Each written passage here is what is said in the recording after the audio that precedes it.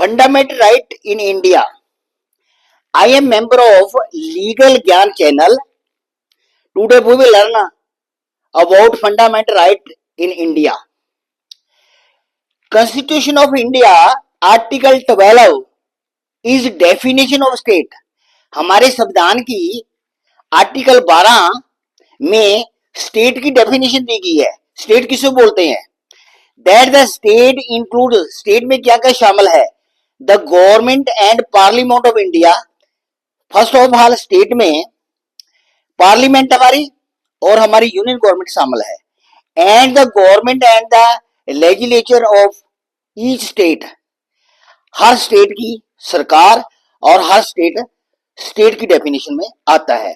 And all local and other authorities within the territory of India और under the control of government of India.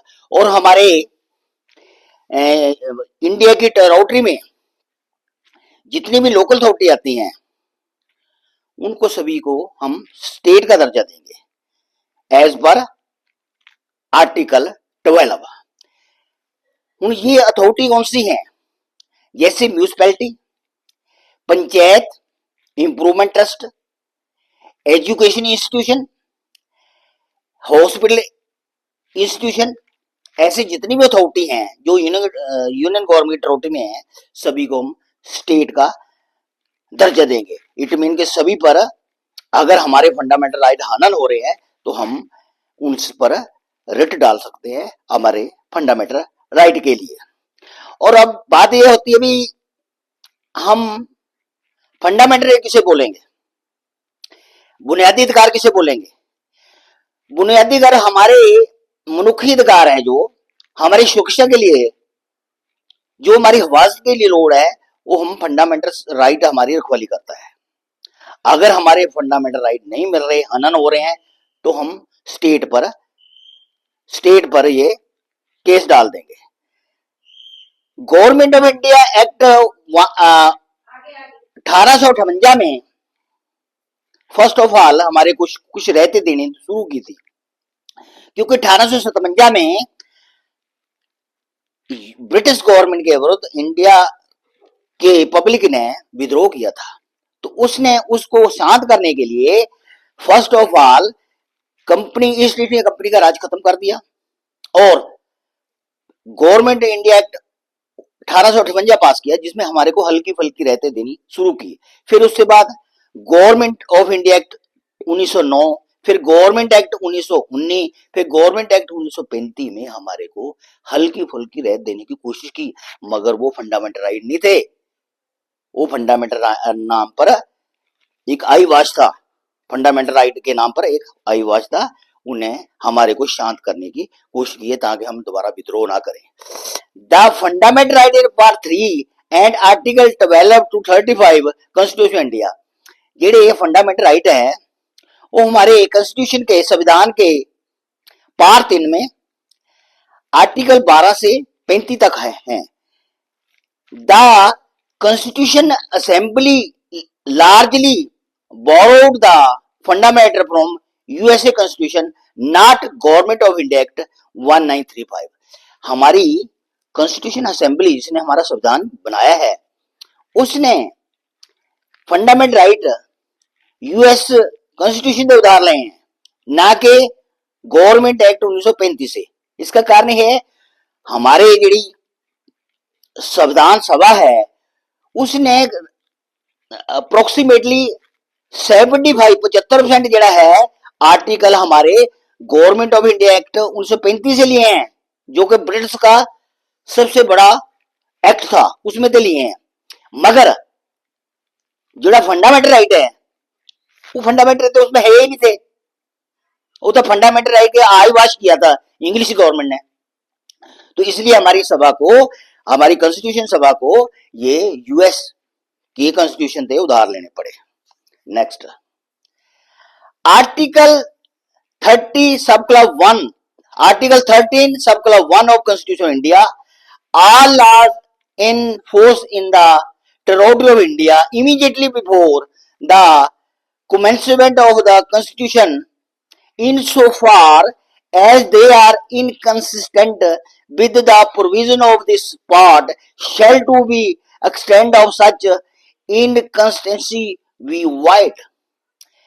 हमारा constitution का article 13 sub class 1 में ये class दर्ज है कि जो 26 जनवरी 1950 से पहले अंग्रेजों के लॉ चले आ रहे थे, अगर वो लॉ हमारे फंडामेंटल राइट से टकराएंगे, इनके विरुद्ध जाएंगे, तो मे बी ट्रीटेड अनकॉन्स्टिट्यूशनल, उसको गैर संवैधानिक डिक्लेयर किया जाएगा।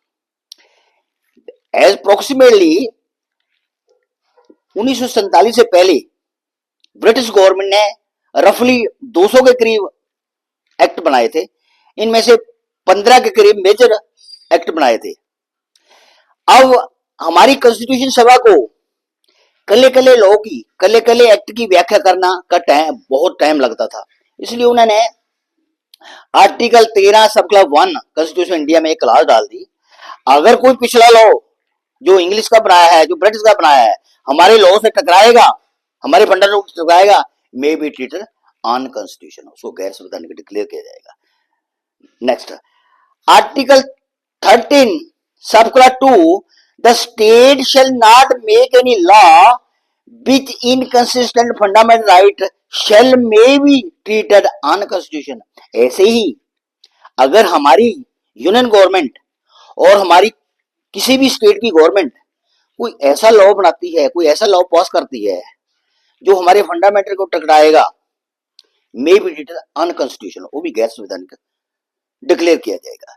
जैसे honourable supreme court of India ने ये 3 लॉ की एग्जांपल दे रहा हूं, 3 एक्ट की एग्जांपल दे रहा हूं जो उसको टर्मिनेट किया है, जैसे क्योंकि वो फंडामेंटल राइट से टकरा रहे थे। जैसे आईटी एक्ट 2015, इसका क्लास है 66A, एनजीएसी एक्ट 2015,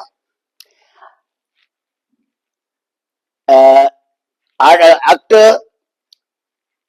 2015 और आईपीसी 377, ये सभी हमारे फंडामेंटल टकराए से इसको honourable supreme court of India ने इनको अनकॉन्स्टिट्यूशनल डिक्लेयर कर दिया था।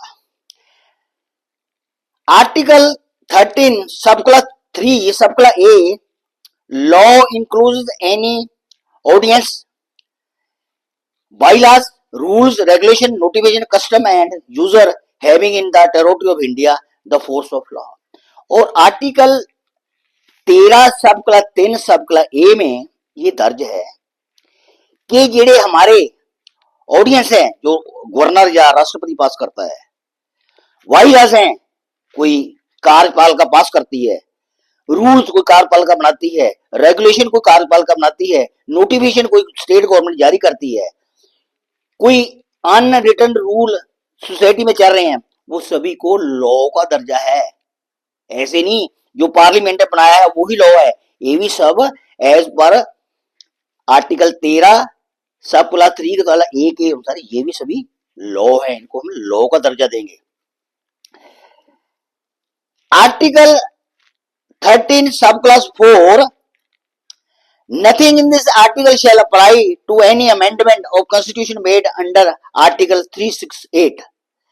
हमारा कॉन्स्टिट्यूशन का आर्टिकल 308 पार्लियामेंट को कॉन्स्टिट्यूशन को अमेंडमेंट करने की पावर देता है, मगर 368 के दायरे में 13 नहीं आता, 13 नहीं आता, फंडामेंटल राइट का जो डेफिनेशन उसके उदारे में नहीं आती। हाँ, अगर किसी कारण को फंडामेंटल राइट की अमेंडमेंट करनी है तो उसके लिए बहुत बड़ा प्रोसेस बनाया गया है। Next, as per article 13 of the constitution is the primary provision dealing with the judicial review against fundamental right, article 32 and article 2 to 6 of constitution of India. हमारी जुडिशरी को, ऑनरेबल सुप्रीम कोर्ट को India को और honourable high court को as per article 32 और article 226 में fundamental right की review करने की पावर है। इसके लिए जेडे हमारे सिटीजन हैं 5 तरह की रिट डाल सकते हैं, और अपने फंडामेंटल राइट के, अगर उनका हनन हो रहा है, उनका फंडामेंटल लूज हो रहा है, उसकी रखवाली के लिए वो 32 और 226 में honourable supreme court of India और ऑनरेबल हाई कोर्ट में रिट डाल सकते हैं। Honourable supreme court of India function as the grantor and protector of fundamental right. हमारी सुप्रीम कोर्ट ऑफ इंडिया को फंडामेंटल राइट के लिए ग्रंटर और प्रोजेक्टर माना जाता है। Thank you. Okay, if you like my video please subscribe my channel, like and share my video. Thank you. Okay.